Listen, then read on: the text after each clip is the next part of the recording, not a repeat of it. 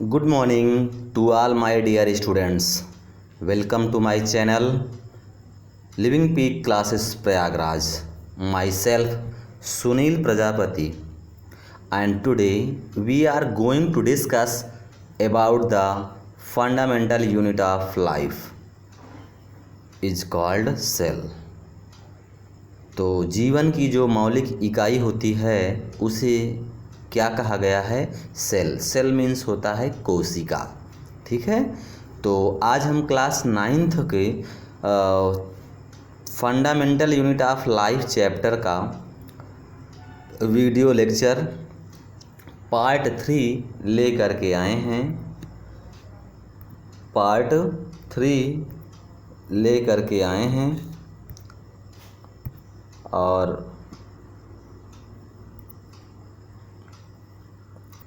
तो फिर बच्चों हम function of plasma membrane points की बात कर रहे थे। फंक्शन ऑफ प्लाज्मा मेम्ब्रेन, तो फंक्शन ऑफ प्लाज्मा मेम्ब्रेन का एक पॉइंट्स हमने सेकंड वीडियो लेक्चर में बताया है और उसी से आगे हम बढ़ रहे हैं। तो आइए स्टार्ट करते हैं। Function of plasma membrane. Plasma membrane के कार्य क्या होते हैं? कार्य तो हमने आपको बताया था कि the main function of plasma membrane is to regulate the movement of molecules inside and outside the cell.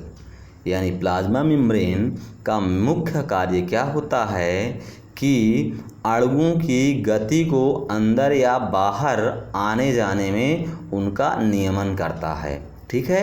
Second point क्या है? It allow the movement of gaseous substance from high concentration to low concentration which known as diffusion. तो diffusion means बच्चों होता है विसरण।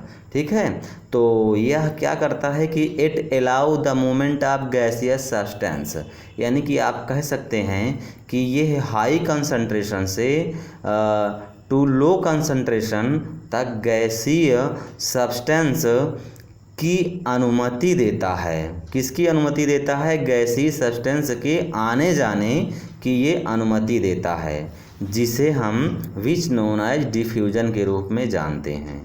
ठीक है बच्चों, तो अब आप समझ गए होंगे कि जो प्लाज्मा मेम्ब्रेन्स होती है उसके कितने कार्य हैं। एक तो क्या करता है कि अणुओं की गति को ये प्लाज्मा मेम्ब्रेन्स क्या करती है? नियमन का कार्य करती है, उसके अंदर और बाहर जो अणु जाते हैं। ठीक है ना। It allow the movement of gaseous substance, ये गैसीय पदार्थों की जो गति होती है उसको अलाउ करता है। किस लिए? High concentration to lower concentration, यानी कि उच्च सांद्रता से लो सांद्रता की तरफ इसके जो है गैसीय पदार्थ क्या होते हैं? मूव करते हैं। तो इसको विच नोन है डिफ्यूजन के नाम से जानते हैं। तो यहाँ पे डिफ्यूजन की भी डिफिनीशन आपको क्लियर हो गई है। नेक्स्ट पॉइंट है water also obeys the law of diffusion. अब आप जानते हैं कि वाटर भी ये कम विसरण के नियम का पालन करते हैं। The movement of water molecule through a selectively permeable membrane is called osmosis. तो आप जानते हैं कि जो सिलेक्टिव परमेएबल मेम्ब्रेन के माध्यम से पानी के अणु के गति को क्या यहाँ कहा गया है? ऑस्मोसिस कहा गया है। ठीक है, सिलेक्टिव परमेएबल मेम्ब्रेन के माध्यम से पानी के अणु की गति को ऑस्मोसिस कहा गया है। तो यहाँ डिफ्यूजन की भी डिफिनीशन याद रखनी है आपको, और किसकी याद रखनी है? ऑस्मोसिस की याद रखनी है। ठीक है, तो ये जो है आगे देखिए, डिफ्यूजन की हो गया और ऑस्मोसिस की डिफिनीशन हो गई। नेक्स्ट पॉइंट दिया गया है the flexibility of cell membrane also enables the cell to engulf in food which is also known as endocytosis, for example in amoeba. तो आप जानते हैं कि जो भी सेल मेम्ब्रेन होती है या प्लाज्मा मेम्ब्रेन होती है उसका लचीलापन क्या करता है? कोशिका को भोजन में संलग्न करने में के सक्षम बनाता है। ठीक है, और जिसे हम क्या कहते हैं? Which also known as endocytosis, जिसे एंडोसाइटोसिस कहा जाता है, ठीक है ना। और इसका उदाहरण क्या है, अमीबा। तो अमीबा अपना जो न्यूट्रिशन लेता है वो किस माध्यम से लेता है, एंडोसाइटोसिस माध्यम से लेता है, ठीक है ना, इनगल्फ इन फूड, ठीक है ना। ये जो है भोज्य पदार्थों को अपने अंदर जब ग्रहण करता है तो उसको हम एंडोसाइटोसिस कहते हैं। तो ये तो फंक्शन आपने देख लिया, फंक्शन ऑफ प्लाज्मा मेम्ब्रेन का। अब आइए नेक्स्ट सेल ऑर्गेनेल्स की बात करते हैं, उसका नाम है cell wall. Cell wall means क्या होती है, कोशिका भित्ति होती है, ठीक है। तो आइए देखिएगा कि in plants one another rigid is called cell wall. बच्चों आप देखते हैं ना कि पौधों की जो लेयर होती है, ठीक है ना, सबसे ऊपर की क्या होती है, वो हार्ड होती है, और जिसे हम कठोर होती है, जिसे हम क्या कहते हैं, सेल वॉल कहते हैं। और it is made up of cellulose which provide structural strength to plant. और बेटा जो ये सेल वॉल बनी होती है यह किससे मिलके बनी होती है, तो सेलुलोज से मिलकर के बनी होती है सेल वॉल। और इसका मेन फंक्शन क्या होता है, which provide structural strength to plant, यानी ये पौधों को क्या करती है, संरचनात्मक मजबूती प्रदान करती है, ठीक है। तो ये तो फंक्शन ऑफ सेल वॉल के भी हो गए। अब नेक्स्ट आपको ध्यान देना है फंक्शन ऑफ सेल वॉल। तो सेल वॉल तो आप समझ गए कि जो हार्ड लेयर होती है, आउटर लेयर, उसे सेल वॉल कहा गया है। और सेल वॉल किससे मिलकर बनी होती है, मेड अप ऑफ सेलुलोज से मिलकर के बनी होती है, जिसका कार्य क्या होता है, स्ट्रक्चरल स्ट्रेंथ को बनाए रखना, ठीक है। अब आगे हम लोग देखते हैं function of cell wall. Function of cell wall, cell wall के कार्य क्या होते हैं, तो it maintains the shape of cell, यानी कि यह क्या करती है, कोशिका के शेप को या आकार को बनाए रखती है। It protects the cell from mechanical injury and prevents their desiccation. और क्या करती है कि यह जो है मैकेनिकल इंजरी, यानी कि जो यांत्रिक चोट से कोशिकाओं की क्या करती है, प्रोटेक्ट करती है या सुरक्षा भी करती है। और साथ साथ देयर डेसिकेशन, यानी उसके जो है अवरोहण, मतलब कि वो प्लांट्स जो है क्या, मतलब कि अवरोहण के मतलब कि प्लांट अधिक बढ़ ना पाए, इसको क्या करती है, रोकती है, अवरोहण को ये रोकती है। तो मैकेनिकल सपोर्ट भी प्रदान करती है और उसके साथ साथ इनके क्या करती है, वृद्धि ना होने को रोक भी देती है, ठीक है। अब आइए, it provide mechanical support against gravity. बच्चों ये क्या प्रोवाइड कराती है, गुरुत्वाकर्षण के विपरीत, गुरुत्वाकर्षण के विरुद्ध ये क्या करती है, मैकेनिकल सपोर्ट प्रोवाइड करती है, ठीक है। It is due to rigid cell wall that the aerial part of plant are able to keep erect and expose their leaves to sunlight. It is due to rigid cell wall. और आप यह भी जानते हैं कि यह कठोर cell wall दीवारों के कारण होती है। सेल वॉल क्या होती है, रिगिड सेल वॉल, यह कठोर सेल वॉल्स क्या होती है कि that the aerial part of plant, पौधों के वायवीय भागों को are able to keep erect expose their leaves to sunlight, पौधों को क्या करती है, उसके एरियल पार्ट को सीधा रखने में और उजागर करने में, जिससे कि इसमें सूर्य की रोशनी पड़ती रहे इसके एरियल पार्ट में, ठीक है। तो ये पॉइंट्स रहा। अब नेक्स्ट पॉइंट है कि cell wall permit the cell to withstand very dilute external media without bursting. आप बच्चों यह भी जानते हो कि जो सेल की दीवारें होती हैं, सेल की दीवारें कोशिकाओं के फटने के बिना बहुत पतला बाहरी मीडिया के साथ अनुमति देती हैं। तो सेल वॉल परमिट भी करती है cell to withstand very dilute, बहुत ही, ठीक है ना, पतला डाइल्यूट एक्सटर्नल मीडियम में विथआउट बर्स्टिंग, यानी कोशिकाओं को फटने के बिना ये बहुत पतला बाहरी मीडिया के साथ अनुमति देती है। ठीक है, तो आगे आइए ध्यान देते हैं। नेक्स्ट सेल ऑर्गेनेल क्या है? न्यूक्लियस है। वेरी मोस्ट इम्पॉर्टेंट है बच्चों, जो कि आपके हमेशा एग्जाम में यहाँ से क्वेश्चन आते हैं। ठीक है, तो यहाँ पे न्यूक्लियस मीन्स क्या होता है? नाभिक। ये आपके एनिमल सेल और प्लांट सेल के सेंटर में स्फेरिकल स्ट्रक्चर के रूप में प्रेजेंट्स होते हैं। तो आइए देखिए, it is the most important part of cell which control all the activities of cell. अब आप जानते हैं कि यह बहुत ही इम्पॉर्टेंट या महत्वपूर्ण पार्ट है कोशिका का, जो क्या काम करती है? याद रखिएगा, which control all the activities of cells, यानी सारी कोशिकाओं के एक्टिविटीज़ को ये न्यूक्लियस कंट्रोल करती है। ठीक है, कंट्रोल करने का कार्य करती है, उस पर नियंत्रण अपना रखती है। स्ट्रक्चर ऑफ न्यूक्लियस, अगर स्ट्रक्चर ऑफ न्यूक्लियस की बात किया जाए कि स्ट्रक्चर ऑफ न्यूक्लियस, तो भैया न्यूक्लियस की स्ट्रक्चर कैसे होता है? ध्यान दीजिएगा, एक एक पॉइंट्स बहुत ही इम्पॉर्टेंट है मेरे प्यारे बच्चों, बहुत ध्यान से पढ़िएगा। सारे ये PDF फाइल में जो भी हमने कंटेंट्स लिया है, ये बहुत ही कंपटीशन को फाइट करने वाले पॉइंट्स हैं, याद रखिएगा। पहला हम पढ़ रहे हैं कि the nucleus has A double layer covering called nuclear membrane. तो पहला पॉइंट, स्ट्रक्चर कैसा होता है? डबल लेयर का होता है, और जिसे हम क्या कहते हैं? न्यूक्लियर मेम्ब्रेन कहते हैं। तो जो न्यूक्लियस का स्ट्रक्चर होता है वो डबल मेम्ब्रेनस स्ट्रक्चर होता है।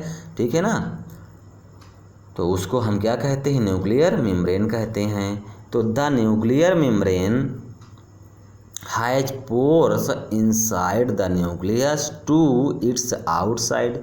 तो न्यूक्लियर मेम्ब्रेन्स में बेटा छोटे छोटे पोर्स भी पाए जाते हैं। ठीक है ना, वो क्या करते हैं? Inside the nucleus to outside, nucleus के अंदर के जो पदार्थ हैं वो बाहर के पदार्थों में जा करके उसको मिलाने का भी कार्य करती है। ठीक है, तो उसके साइटोप्लाज्म में जा करके वो क्या होते हैं? मिल जाते हैं। ठीक है, न्यूक्लियर पोर पाए जाते हैं।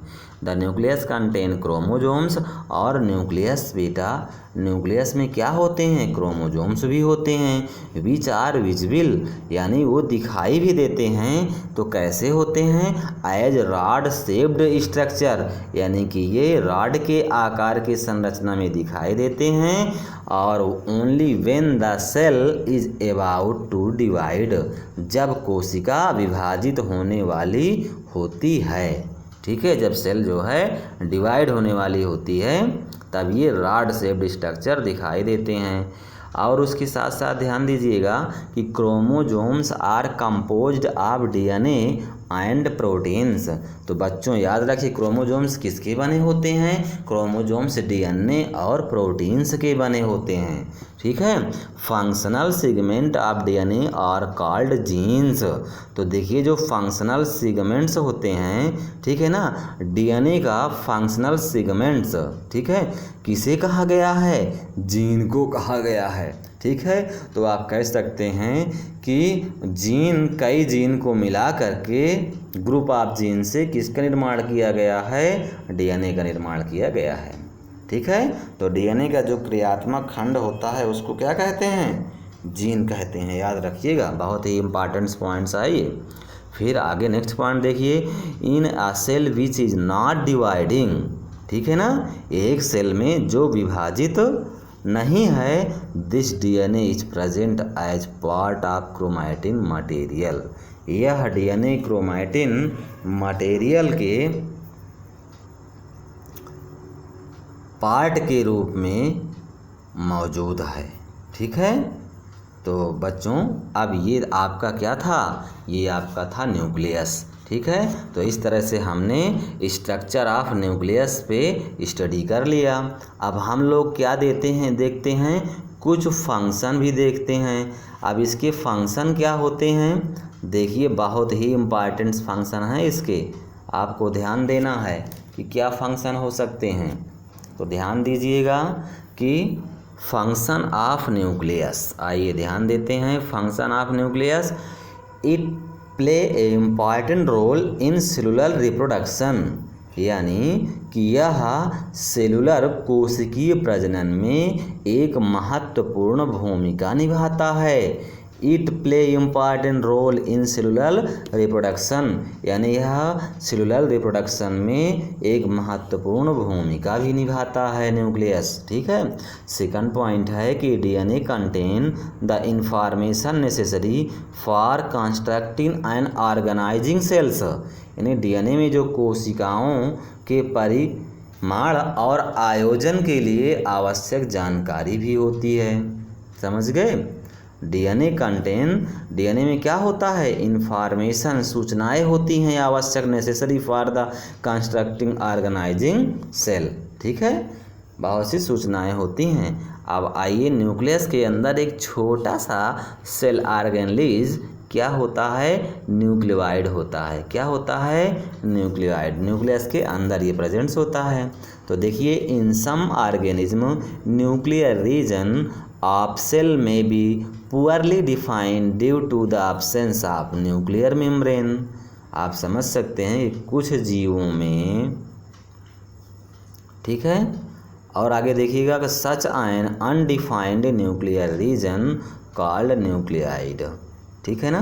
तो यह आप कह सकते हैं कि ये अनडिफाइंड न्यूक्लियस का ऐसा क्षेत्र है जिसे हम क्या कह दिया गया, न्यूक्लियोइड नाम दे दिया गया। ठीक है। तो अब इन सम ऑर्गेनिज्म, बच्चों कुछ जीवों में जो न्यूक्लियर रीजन, जो कोशिका, जो केंद्र का क्षेत्र है, आप सेल में भी पुअरली, ठीक है ना, और वह क्या है, पुअरली डिफाइंड होता है, या तो आप कह सकते हैं कि स्पष्ट रूप से नहीं होता है। ठीक है ना। तो इस तरह से उस न्यूक्लियस के अंदर जो एक छोटा सा पार्ट्स है, जो कैसा है, अनडिफाइंड न्यूक्लियर रीजन है, उसी को हम कहते हैं न्यूक्लियोइड। ध्यान दीजिए कि न्यूक्लियस के अंदर क्या प्रेजेंट्स होता है, न्यूक्लियोइड प्रेजेंट होता है। आइए, नोट है, ध्यान दीजिए बच्चों, अब बहुत ही इम्पॉर्टेंट है, हमें क्या ध्यान देना है कि प्रोकैरियोटिक सेल। बच्चों आपसे मैं बहुत पूछता हूँ, difference between prokaryotic and eukaryotic cell, दोनों में डिफरेंस बताइए। तो याद रखिएगा कि प्रोकैरियोटिक सेल किसे कहते हैं, cell which do not have well defined nuclear region, यानी कि जो सेल होती है उसके अंदर न्यूक्लियस का क्षेत्र क्या है, वेल डिफाइंड नहीं होता है। ठीक है, उसे हम क्या कहते हैं, कॉल्ड प्रोकैरियोटिक सेल्स। जिसमें प्रोकैरियोटिक सेल ऐसी सेल्स होती है जिसमें वेल डिफाइंड न्यूक्लियस नहीं होता है, उसे हम प्रोकैरियोटिक सेल कहते हैं। अब देखो, प्रोकैरियोटिक कंसिस्ट ऑफ दो वर्ड से मिलकर के बनी हुई है। प्रो मीन्स प्रिमिटिव होता है, जो सरल या आदिम, कैरियन मीन्स न्यूक्लियस। ठीक है। तो प्रोकैरियोटिक सेल बहुत ही सिंपल सेल्स होती हैं। उसका अपोजिट आप देखिए, यहाँ पे क्या देखेंगे कि eukaryotic cell which have well defined nuclear region. बच्चों, जो यूकैरियोटिक सेल होती है उसमें वेल डिफाइंड न्यूक्लियस पाया जाता है। ठीक है, जिसे हम ट्रू न्यूक्लियस भी कहते हैं, कॉल्ड यूकैरियोटिक सेल्स। ठीक है बच्चों, उसको हम यूकैरियोटिक सेल्स कहते हैं। Along with nucleus membrane prokaryotic cell like most of cell organelles. तो बेटा, एलॉन्ग विथ न्यूक्लियस मेम्ब्रेन, ठीक है ना, ये न्यूक्लियस मेम्ब्रेन से संबंधित अगर प्रोकैरियोटिक सेल की बात करें तो उसमें लाइक मीन्स नहीं पाई जाती है। ठीक है ना। मोस्ट ऑफ सेल ऑर्गेनेलिज, यानी कि जो हमने भी बात किया प्रोकैरियोटिक और यूकैरियोटिक सेल की, तो प्रोकैरियोटिक सेल में आपने क्या देखा कि वेल डिफाइंड न्यूक्लियस नहीं है। क्यों? क्योंकि न्यूक्लियस के चारों ओर न्यूक्लियर मेम्ब्रेन एब्सेंट होती है, इसलिए वो क्या है, फॉल्स न्यूक्लियस हो गया। अब वहीं यूकैरियोटिक की बात करें तो यूकैरियोटिक के अंदर न्यूक्लियस वेल डेवलप्ड होता है, और वेल डेवलप्ड होगा तो इसके चारों ओर क्या पाई जाएंगी, न्यूक्लियर मेम्ब्रेन पाई जाएंगी। क्लियर?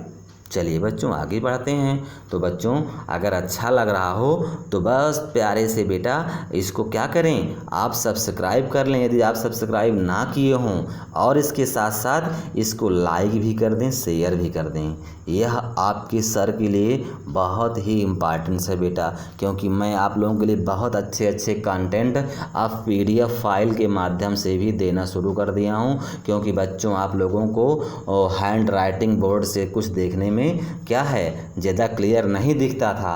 तो मैंने सोचा कि बच्चों के लिए मैं एक अच्छा सा PDF फाइल अपने से तैयार करूं और उसमें अच्छे अच्छे इम्पॉर्टेंट्स कंटेंट्स को रख करके बच्चों की एक कंप्लीट नोट्स बनवा दें। ठीक है, तो बच्चों आप लाइक शेयर ज़रूर कर दीजिएगा, और जो भी मेरे प्यारे बच्चे सब्सक्राइब ना किए हों तो सब्सक्राइब भी कर लें। ठीक है, अब आइए देखते हैं साइटोप्लाज्म। अब बेटा ये साइटोप्लाज्म क्या होता है? साइटोप्लाज्म एक ऐसा मटेरियल होता है जो कहाँ पाया जाता है? सेल के अंदर पाया जाता है। कहाँ पाया जाता है साइटोप्लाज्म? सेल के अंदर होता है साइटोप्लाज्म, और उसी साइटोप्लाज्म में बहुत ढेर सारे सेल ऑर्गेनेल्स मौजूद होते हैं। ये सेल ऑर्गेनेल्स क्या होते हैं बेटा? ये होते हैं आपके जितने भी आपने देखा कि nucleus, Golgi body, endoplasmic reticulum, ribosome, nucleus, nucleolus, ठीक है ना, प्लास्टिड्स, लाइसोसोम, राइबोसोम्स, ये साले बेटा क्या होते हैं? ये सभी सेल ऑर्गेनेल्स होते हैं, सेल ऑर्गेनेल्स होते हैं। ठीक है, तो आइए थोड़ा सा साइटोप्लाज्म को हम लोग डिफाइन कर लेते हैं कि the fluid and semi fluid matrix, the fluid and semi fluid matrix of a cell. ठीक है बेटा, एक द्रव और अर्धतल पदार्थ जो होते हैं of a cell between the nucleus and the plasma membrane. यानी न्यूक्लियस कहाँ होता है? सेल के सेंटर में न्यूक्लियस होता है, और न्यूक्लियस के साइटोप्लाज्म के बाहर क्या पाया जाता है? प्लाज्मा मेम्ब्रेन पाई जाती है। तो उस दोनों के बीच में किसके बीच में बेटा?